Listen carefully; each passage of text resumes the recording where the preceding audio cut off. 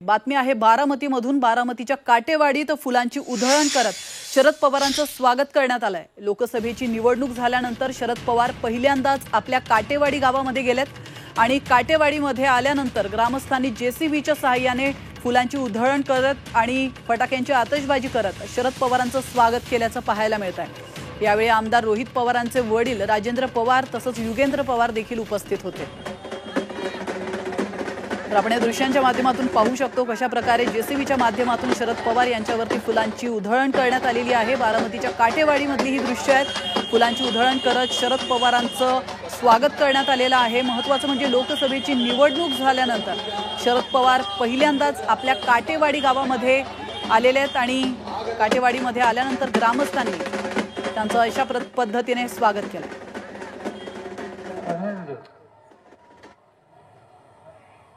निवडणुका अनेक झाल्या, यावेळी निवडणूक वेगळी होती। देशात मी कुठेही गेलो की लोक विचारायचे बारामतीत काय होईल, ठीक आहे का? कुठेही गेलो तो बारामतीची चर्चा। अमेरिकेमध्ये न्यूयॉर्क नावाचं मोठं गाव आहे। त्या न्यूयॉर्कमध्ये चित्र लिहिलं गेलं बारामतीच्या लोकसभेच्या निवडणुकीत।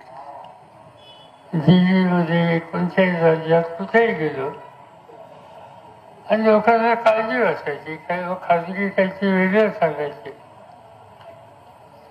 पण माझं मन सांगायचं की बारामतीकडे कधी साथ सोडणार नाही। आणि ते मन जे सांगायचं ते शेवटपर्यंत खरं झालं। या निवडणुकीमध्ये तुम्ही संघर्षातून ती निवडणूक केली। 2-4 ठिकाणी 2-4 बहुतर कमी जास्त होतं भरली असते, पण जे लोक सांगत होते काहीच पाडणार नाही तिथं फजली, चांगली फजली, आजूबाजूला फजली आणि सवय मतदारसंघामध्ये फजली। ही निवडणूक साधी सोपी नसते। तुम्हाला माहिती आहे की इथल्या निवडणुकीला मी काही फारसा येत नसतो। कधी एकदा नारळ फुटला की निवडणूक तुमच्या हातात आणि महाराष्ट्रावर फिरायला। यंदाही कमी जास्त प्रमाणात तसंच होतं। या वेळेला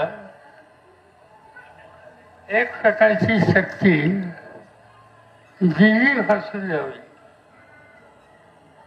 देशाचे प्रधानमंत्री महाराष्ट्रात आले माळशिरस तालुक्यामध्ये, कराडला,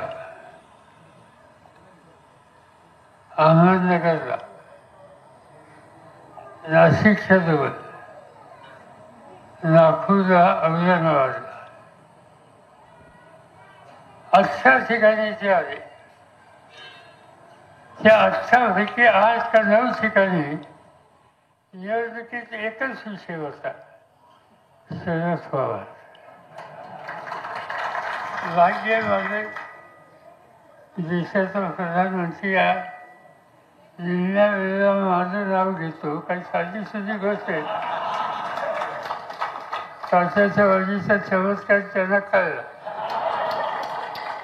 आणि मी कुठेही गेलो तर ते माझ्याबद्दल बोलत होते। मी सांगितलं एका ठिकाणी की आता इथून पुढच्या निवडणुका असतील, मोदी साहेब तुम्ही जरा आमच्याकडे जास्त लक्ष ठेवा। आणि त्यांनी लक्ष ठेवलं, त्यांनी टीका जिव्हारी केली की मतं उलटी होतात आणि ते आपण याही निवडणुकीवर पाहिलं। जाऊन जाती झाली वगैरे वगैरे काही सांगितलं गेलं, काही देणं घेणं झालं असं म्हणतात, मला माहिती नाही। काही लोक म्हणतात वाचही झालं कुठं। झालं काय खरं किती असू द्या ते घेणं देणं योग्य करणं याच्यामध्ये खरं दिसत नाही पण ज्यांनी केलं असेल ते तसं असत नाही ते अफसोस त्यांच्याकडे गेलेलं असतं आणि ते अफसोस त्यांच्याकडे गेलेलं असतं ते फरक मिळालं असतं असं कोणी म्हणलं तर त्याचा विचार करावा लागेल तो वाद सोडून द्या निवडणूक झाली आता 5 वर्ष काही गोष्टी करायच्या नाही आपण काम करत राहायचं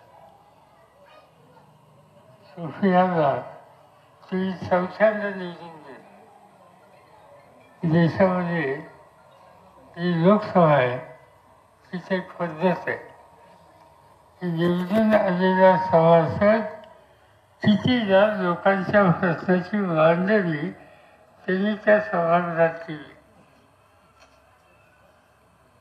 आणि त्याच्यात थोडे सभासद असे आहेत की ज्यांचं नाव त्या ठिकाणी घेतलं जातं त्याच्यात सोफी आहे आणि त्याचं कारण त्यांची हजेरी 98% फाळण्याची आहे आणि 98% लोकसभेत उपस्थित राहून लोकांच्या प्रश्नाची भूमिका मांडणारा सभासद म्हणून त्याचा लौकिक आहे आणि त्या सभासदाला सभासद बनण्याच्यासाठी त्याचा नाव इथं होता आणि तुमच्या सगळ्यांच्या प्रयत्नानं त्याच्यामध्ये 100% यश आलं